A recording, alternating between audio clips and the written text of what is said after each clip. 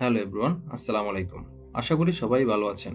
আপনাদের জন্য রয়েছে আজকে একটি নতুন টেকনোলজি এবং খুবই ইনফরমেটিভ একটি ভিডিও। আজকের ভিডিওতে আমরা বিস্তারিত আলোচনা করতে যাচ্ছি যে কিভাবে গুগল ক্রোমে এক্সটেনশন অ্যাড করবেন। একটি ভিডিওর কমেন্টে আমার এক পরিচিত খুব ছোট ভাই জানতে চেয়েছিল কিভাবে সঠিক ওয়েতে গুগল এক্সটেনশন কিভাবে অ্যাড করতে হয়। তো গুগল ক্রোমে কিভাবে এক্সটেনশন অ্যাড করতে হয় সেটার বিস্তারিত আমরা ভিডিওতে দেখব। প্রথমে আমরা আমাদের যে গুগল ক্রোমটা রয়েছে সেই ব্রাউজারটি ওপেন করব। আমরা এই ব্রাউজারটি ওপেন করার পরে আমি আপনাদেরকে আজকে দুইটি ওয়ে দেখাবো, খুবই ইজি, আপনারা দেখে আশা করি সেটি করতে পারবেন। তো প্রথমত যেই এক্সটেনশনটি আমরা অ্যাড করব, প্রথমে আপনারা চলে যাবেন, আপনারা দেখতে পাচ্ছেন ডান পাশের উপরে থ্রি ডটের একটা অপশন রয়েছে। আমরা এই থ্রি ডটে ক্লিক করব। ক্লিক করার পরে এরকম একটি নিউ ট্যাব শো করবে। এখান থেকে আপনি নিচের দিকে আসবেন। নিচের দিকে আসার পরে আপনি দেখতে পাচ্ছেন যে মোর টুলস নামে একটা অপশন রয়েছে।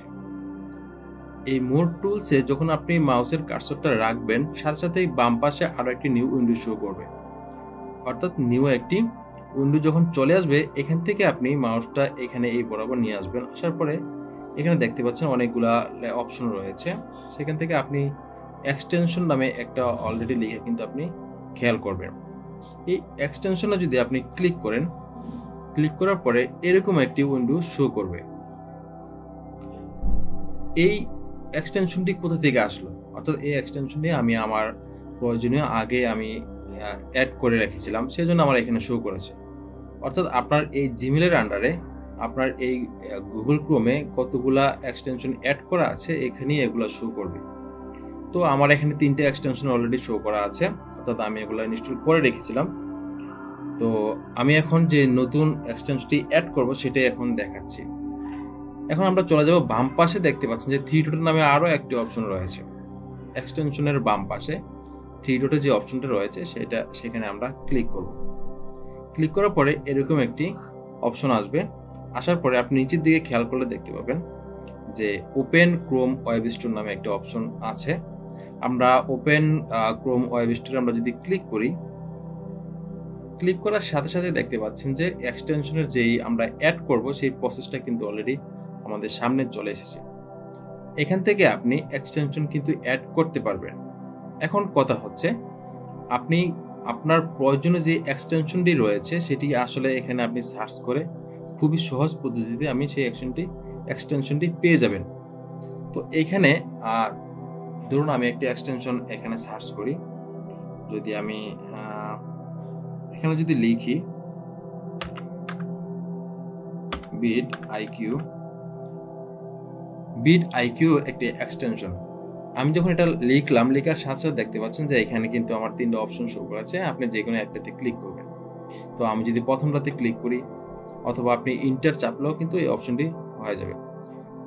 দেখতে পাচ্ছেন এখানে কিন্তু এক্সটেনশন কিন্তু অলরেডি 3টা শো করেছে। তো আপনার সুবিধার্থে আপনি শুধু যে বাম পাশে লেখা আছে এক্সটেনশন, এখানে যদি আপনি ক্লিক করে দেন অর্থাৎ টিকমার্ক দিয়ে দেন, তাহলে আরো এক্সটেনশন যেই রয়েছে সবগুলো কিন্তু এখানে শো করবে। প্রথমে 3টা শো করেছিল, বাট এখন আমি যখন শুধু ইন্ডিভিজুয়ালি এক্সটেনশনকে ইন্ডিকেট করে দিলাম, তখন কিন্তু সাথে সাথে আরো কয়েকটি অ্যাড হয়েছে। তো এখান থেকে আপনি আপনার যে এক্সটেনশনটি প্রয়োজন সেটি আপনি এখান থেকে অ্যাড করে নেবেন। ধরুন আমি আমার এই প্রথম যে এক্সটেনশনটি রয়েছে, আমি যদি এটাকে ক্লিক করি, ক্লিক করার সাথে সাথে দেখতে পাচ্ছেন যে অ্যাড টু ক্রোম নামে অপশনটি চলে আসছে। অর্থাৎ আমাকে যে ক্রোম এক্সটেনশনটি আমি অ্যাড করব সেটির প্রসেসটি কিন্তু অলরেডি আমার কাছে সহজ হয়ে গেল।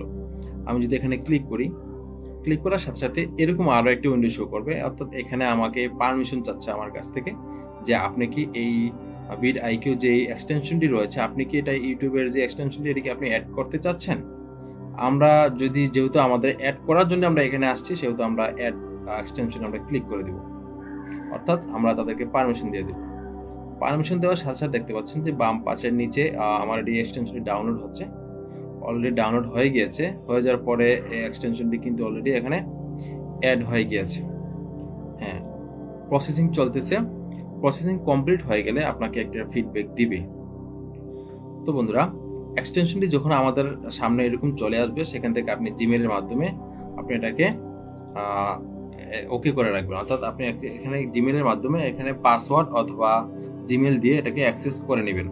এক্সটেনশনটি কি অ্যাড হয়েছে কিনা আমরা দেখার জন্য যদি আমরা আবারও থ্রি ডটে যাই, থ্রি ডটে যাওয়ার পরে আমরা যদি আবারও মোর টুলসে যাই, এখান থেকে যখন আমরা আবার এক্সটেনশনে ক্লিক করব, ক্লিক করার সাথে সাথে দেখতে পাচ্ছেন যে আমাদের যে vidIQ যে ইউটিউব ভার্সনের যে vidIQ যে এক্সটেনশনটা আমরা অ্যাড করেছিলাম ইতিপূর্বে, সেটি কিন্তু এখানে শো করতেছে। তার মানে আমাদের যে vidIQ যে এক্সটেনশনটি রয়েছে সেটি কিন্তু অলরেডি ইনস্টল হয়ে গেছে, অর্থাৎ আমাদের যে গুগল ক্রোমে সেটি অ্যাড হয়ে গিয়েছে।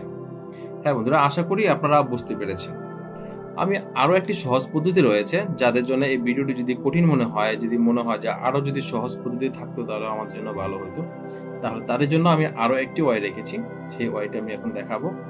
আপনারা যখন এই ব্রাউজারটি ওপেন করবেন, ওপেন করার পরে আপনাদের সামনে এরকম উইন্ডোটি থাকবে।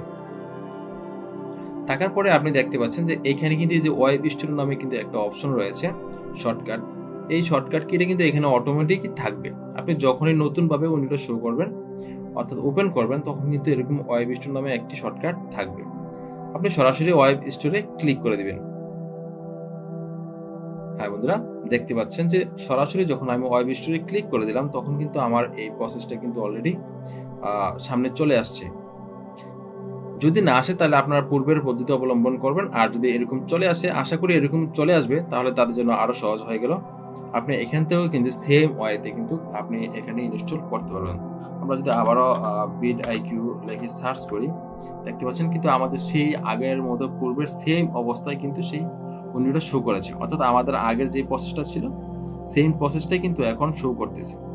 আপনি এখান থেকে যে কোনো একটি vidIQ যে এক্সটেনশন রয়েছে আপনি ইনস্টল করতে পারেন, অর্থাৎ আপনার গুগল ক্রোমে অ্যাড করে নিতে পারেন।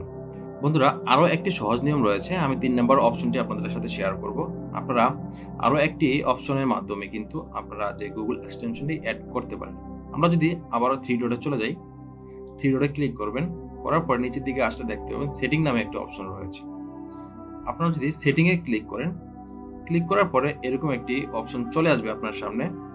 সেখান থেকে আপনি নিচের দিকে আসতে দেখবেন যে এক্সটেনশন নামে আরও একটি অপশন কিন্তু শো করেছে অলরেডি।